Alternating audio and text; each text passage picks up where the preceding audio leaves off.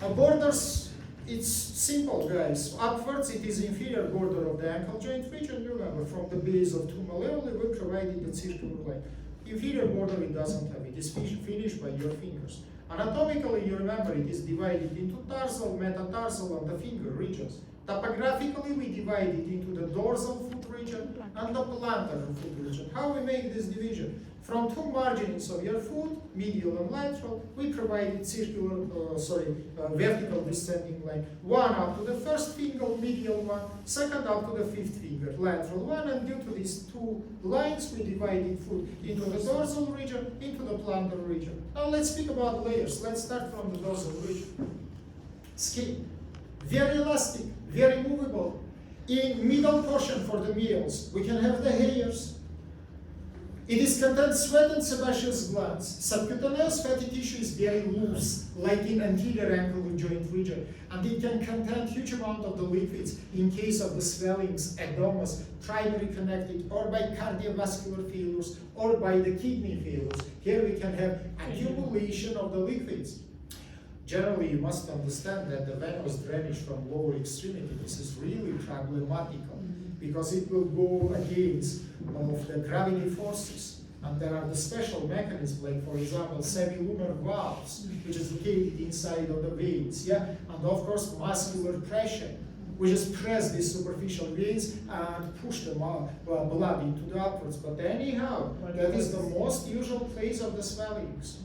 Inside of subcutaneous fatty tissue of the dorsal region, we have huge amount of the neurovascular structures. First of all, remember please, near the medial margin, we have the terminal portions of the vena saphena magna. In lateral margins, we have terminal portions of vena saphena parva, and together they forms the venous network of the dorsal foot region. So you can see that this venous network pass in all dorsal foot, and from this venous network, because veins is ascending structures, we have the starting of these two mentioned veins, yeah? Medially started vena saphena magna, laterally backwards started vena saphena parva.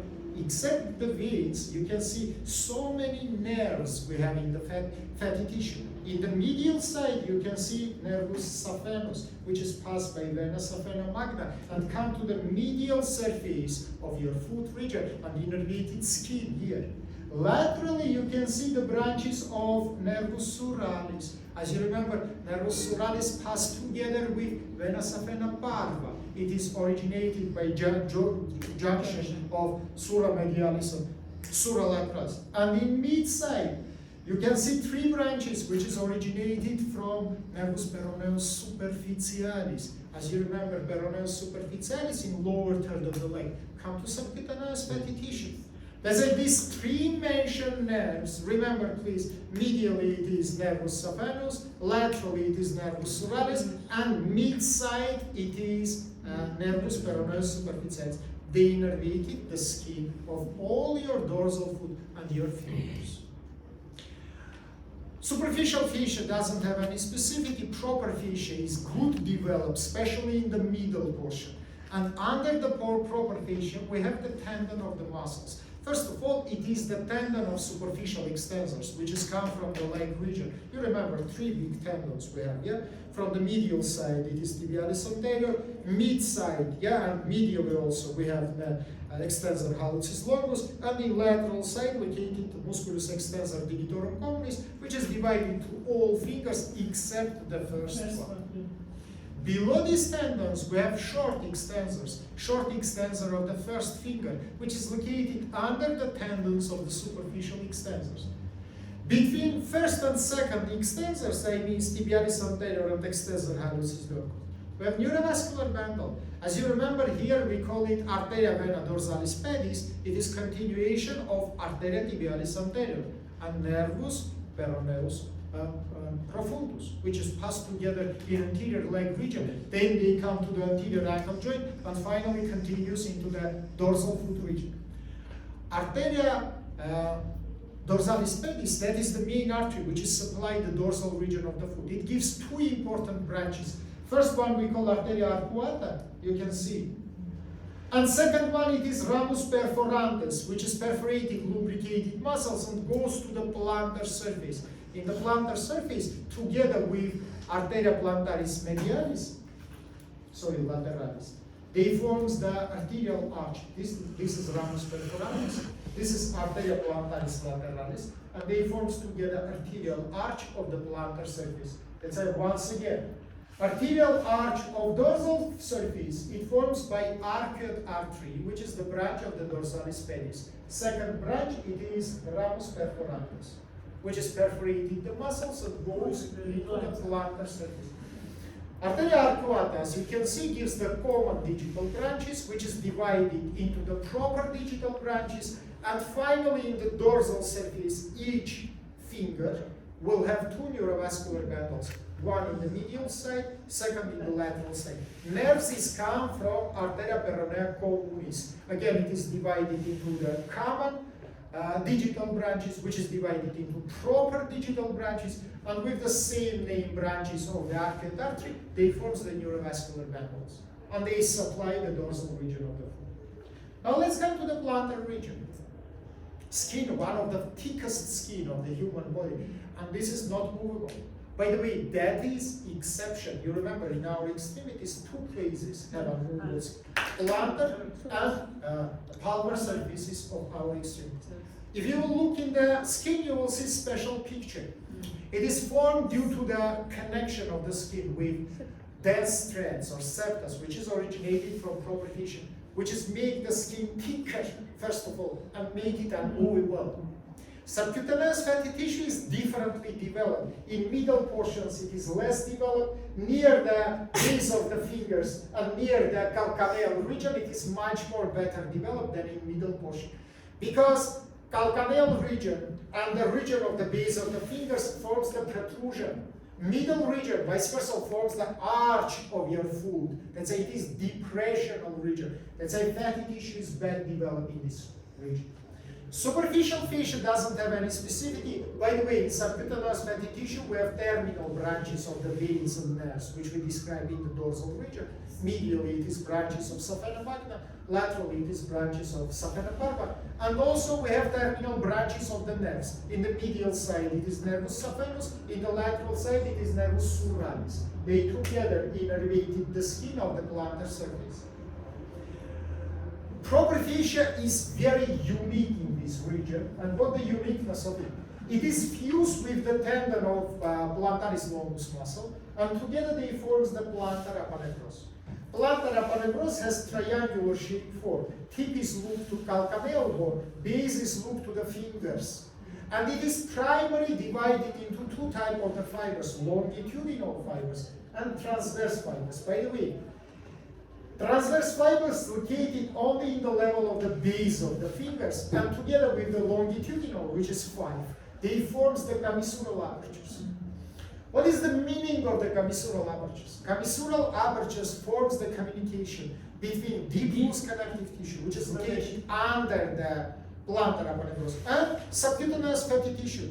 By commissural apertures, neurovascular bundles from deep space will come to subcutaneous fatty tissue, and then they will pass into the fingers. Finally, guys, remember, each your finger and in hand and in foot have 4 neurovascular bundles: 2 in the dorsal surface, which we described 2 minutes before, and 2 in the plantar surface, which we will describe several minutes after.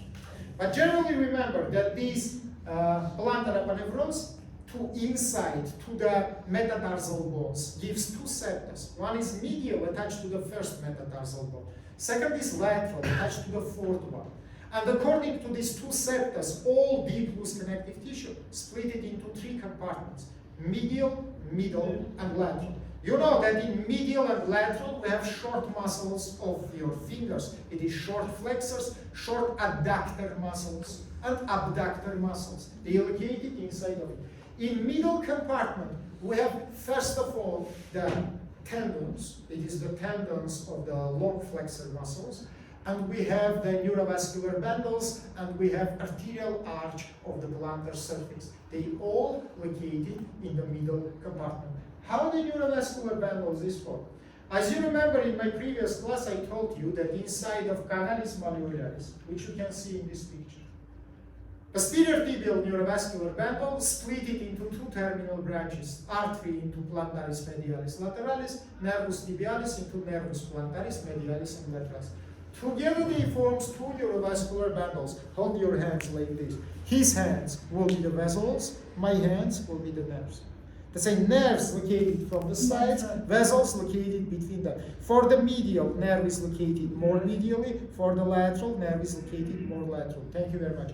How you can project it, this neurovascular bundle? For both the bundles, upper point is same. It is midpoint of distance between your Achilles tendon and the posterior margin of malleolus medialis. Inferior point is different. For first one, medial one, it is first interfinger space in the plantar surface. For the last one, it is the fourth interfinger space in plantar. That's from that point. You provided one line to the first interfinger space, second line to the last fourth interfinger space. Remember about it. Now attention in this picture. Arteria plantaris lateralis is twice bigger than the medialis. It is connected with perforating branch, which is come from dorsalis pedis, and together they form arterial arch of the dorsal of the plantar foot region. It gives the common metatarsal arteries, which is divided into the proper digital arteries, except proper digital artery of the medial surface of first finger, which is come from arteria plantaris medialis. All another fingers, as you can see, supply from arterial arch, which is formed, again, I tell you, between the arteria plantaris lateralis and ramus perforantes arteria dorsalis pedis. About innervation, 1 minute attention. Again, you can see two nerves. It is nervus plantaris medialis and lateralis. Here, vice versa. Medialis is more developed than lateralis. We say for arteries, lateralis is better developed than medialis. Let's say, look please here. First, second, third, and the lateral surface, medial surface of fourth finger supplied by arteria plantaris medialis, all another 1.5 fingers, fifth and the medial surface of the fourth finger, it is arteria plantaris lateralis. Together with the proper digital arteries, they form the neurovascular bundles. By commissural aperture, they come to the fatty tissue and then they continue into the finger regions. Do you have any questions? Exactly like hand. Exactly. Everything is same there because evolutionally they have very resemble structural units. Can you say more than malleolar canal? Malleolus, canalis malleolus. Sordos. Look here, please. This is your canalis malleolaris. Otherwise, we call it osteophacian canal. Why osteophacian? Because from two sides it forms by the bones. From in front it is posterior margin of the medial malleolus. From behind it is calcaneus. And between them you can see ligamentum glucinatum. Otherwise we call it retinaculum flexorum, because it is fixed the flexor ligaments, which is located inside of the canal. That is the borders of the canal. What else?